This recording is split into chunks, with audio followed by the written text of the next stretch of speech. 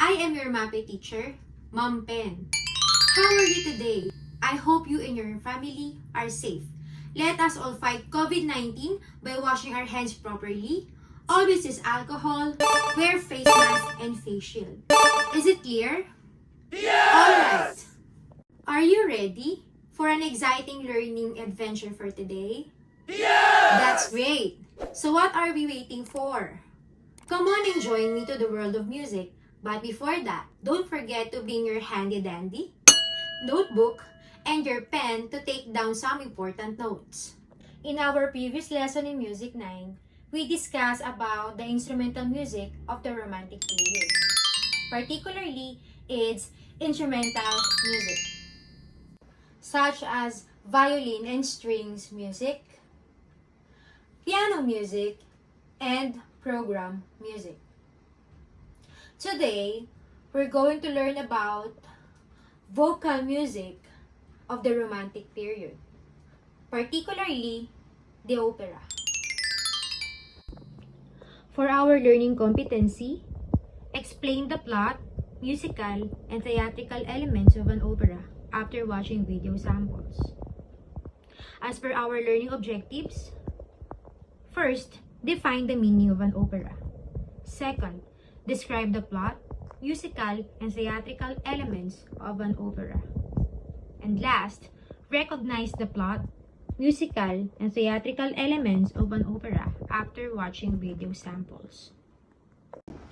Let's start our learning and adventure in the word search. Locate and encircle the following words by the help of the following given statement. First, romantic opera composer who wrote final opera that ends with all the world's a joke.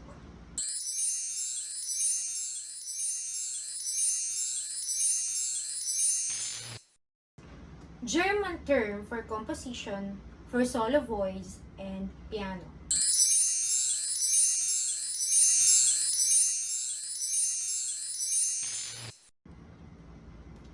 Third, story set into music with several acts, finales, and postludes.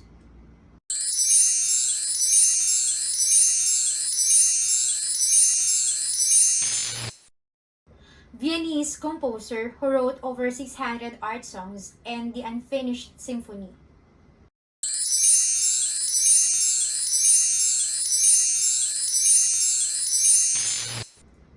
And last, George Bizet's famous opera.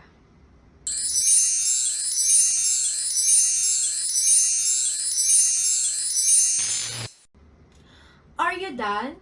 Yes! That's great! Let's check your work. For our first statement, romantic opera composer who wrote his final opera that ends with all the world's a joke. None other than Verdi. Second one, German term for composition for solo voice and piano is Lieder. Third, story set into music with several acts, finales, and postludes. It's opera. Viennese composer who wrote over 600 art songs and the Unfinished Symphony is none other than Schubert. And last, George Bizet's famous opera is Carmen. Job well done! I think you are ready to our next lesson. Are you ready? Yes! Great! Today, I will bring you to the world of an opera. First, what is an opera? Opera. It is a musical composition having all or most of all its texts, set music with arias, recitative, chorus, duets, trios, and etc., sung to the orchestral accompaniment. Opera incorporates many of the elements of spoken theater, such as acting, scenery, costumes, and sometimes it includes dance. Sing the shadow freely lies.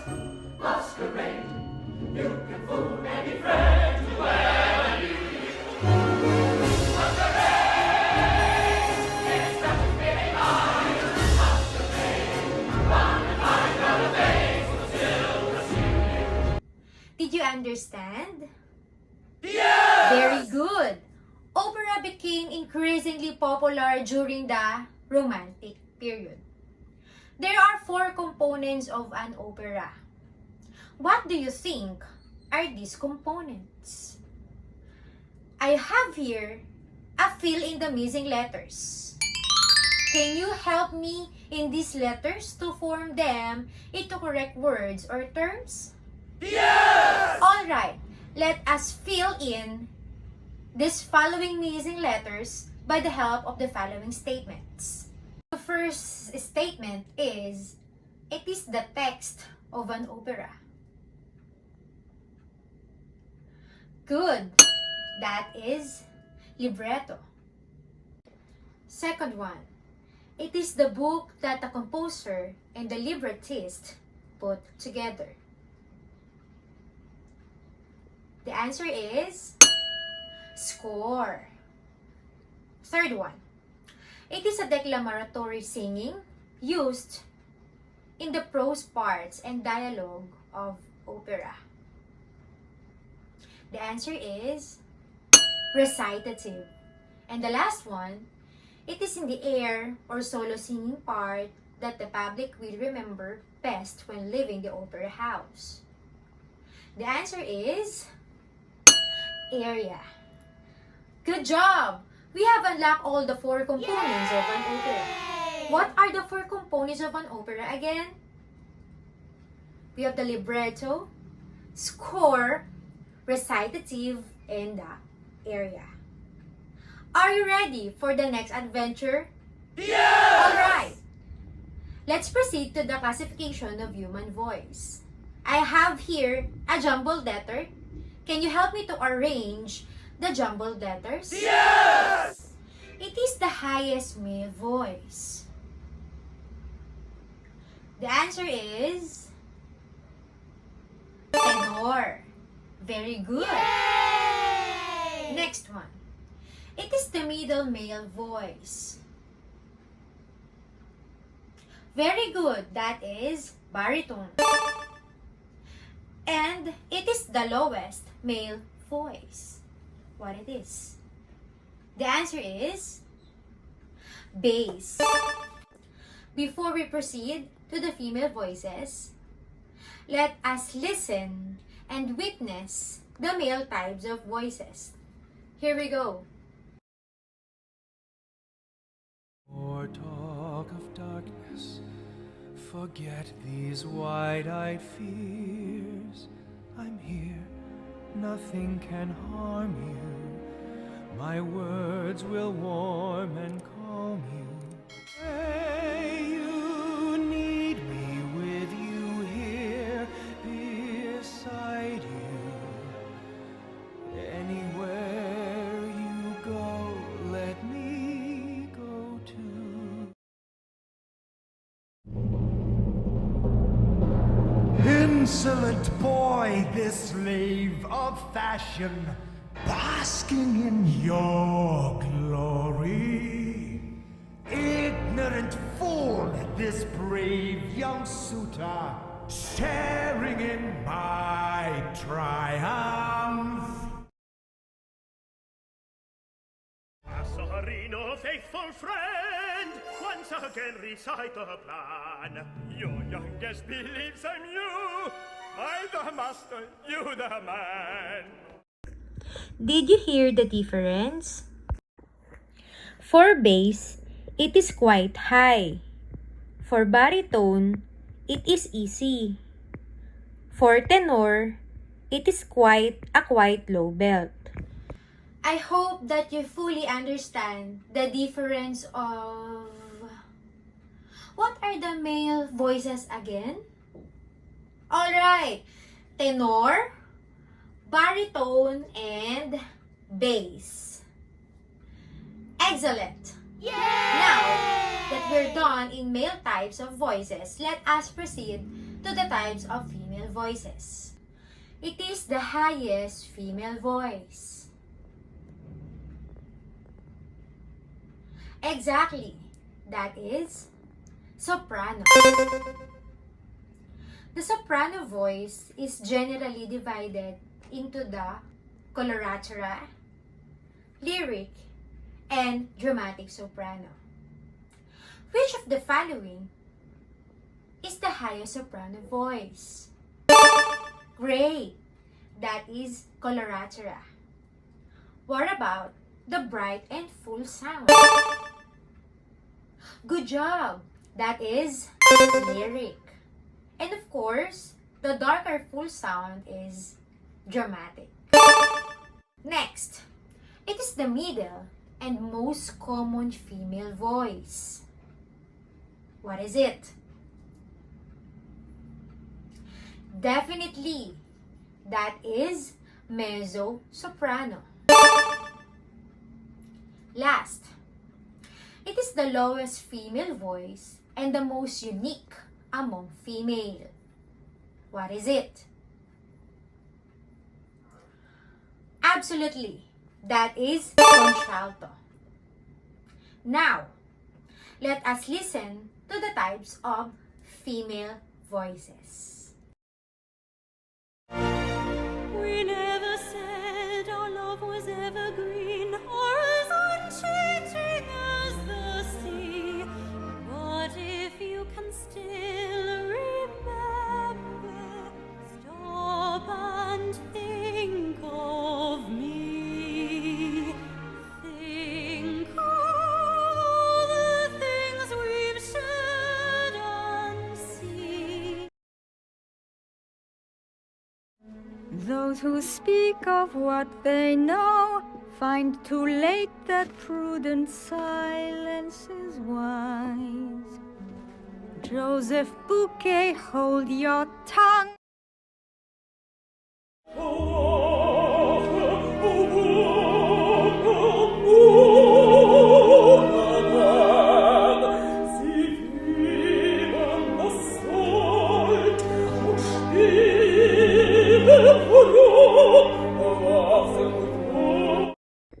Did you hear the difference? For contralto is quite high. For mezzo is easy. For soprano is a quite low belt. Now we're done to the types of female voices. What are the types of female voices again? Soprano, mezzo-soprano, and contralto. Good job! Yay! Now, did you understand our lesson? Yes! Great! Let's move on. Composers of Romantic period like Verdi, Puccini, Wagner saw the opportunity to explore ways to develop the vocal power of a singer. Great range of tone color, dynamics, and pitch were employed. Dynamics and vocal embellishments were used to further affect the way singers sing. Some musical terms are used like a cappella, cantabile, capo, coda, dolce, falsetto, glissando, passaggio, rubato, tessitura, vibrato. Those are the dynamics and vocal embellishments that was usually used by the singers, particularly in an opera. Did you enjoy the adventure grade 9? Yes! Do you want more? Yes! Alright, let's have some more. I have here a listening exercise entitled Which is Which? Let us compare the two vocal works. Listen to an example of an art song titled Gretchen am Spinnrade by Franz Schubert and Mutya ng Pasig by Nicanor Abelard. Write their characteristics on the table. We have here the title, melody, rhythm, tone quality, and texture. Mein Herz ist schwer, ich finde sie nimmer und nimmermehr.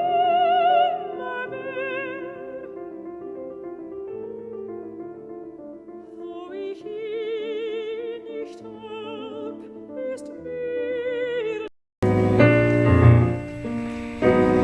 Conga mi non può ay nakatukaw. Tinong ginigising ng amagat ang kaniyang pagtulog sa tubig. Ang kaniyang laraw. Alright, let us check your work. Here are the characteristics of the two vocal works. For Gretchen Amis Pinrade and Mutiano Pasig, they both have same melody, which is high pitch. For rhythm, they are both slow. For tone quality, they both have dramatic soprano. And for texture, they are the same homophonic. Do you want more? Yes! Let's watch a selected part of a movie entitled Phantom of the Opera. I want you to listen perceptively to write the important details about the plot, the characters, musical and theatrical elements. First, we have the title. What is the title of the movie? Next, style of performance. Is it A. A cappella, B. Solo vocal, or C. Orchestral accompaniment? For female actress, what type of voice she has? A. Soprano, B. Mezzo-soprano, or C. Contralto? And for male actor, what type of voice he has? A. Tenor, B. Baritone, C. Bass. For rhythm, we have meter. It is a double meter, triple meter, or quadruple meter. For tempo, we have largo, andante, and allegro. And you need to describe the plot, overall performance, share thoughts, feelings, images that you imagine while listening.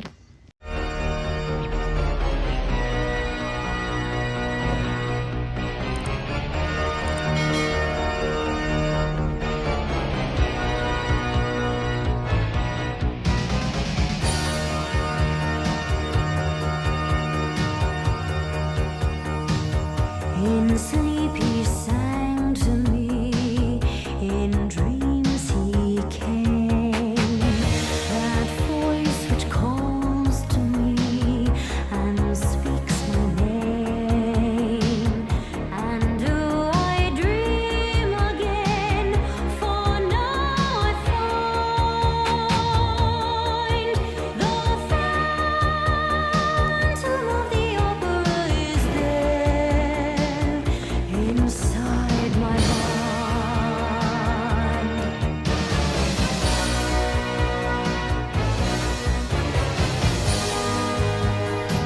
Sing once again with me a strange duet. My power over you grows stronger yet. And though you turn from me to glance behind, the Phantom of the Opera is there inside your mind.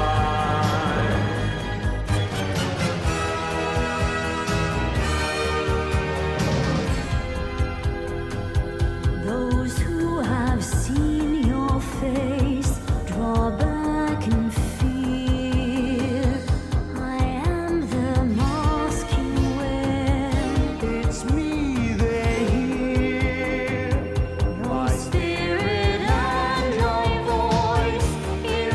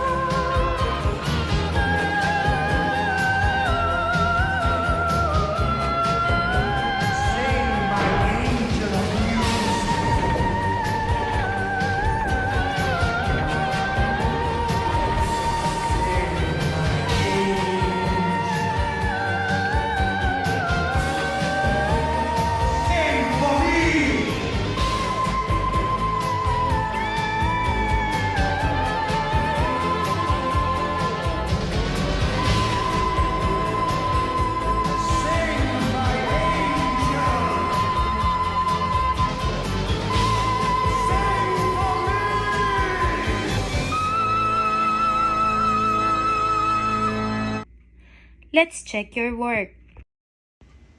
The title of the movie is Phantom of the Opera. The style of performance is orchestral accompaniment. The type of voice of female actress is letter A, soprano. And for male actor is letter C, bass. For meter, we have triple meter. For tempo, we have largo. And for the plot and overall performance, answers may vary. Job well done, grade 9 learners. I hope that you enjoy our adventure and you learn in our lesson for today. Again, I am your MAPE teacher, Mom Pen. That's all today. See you next time. Bye!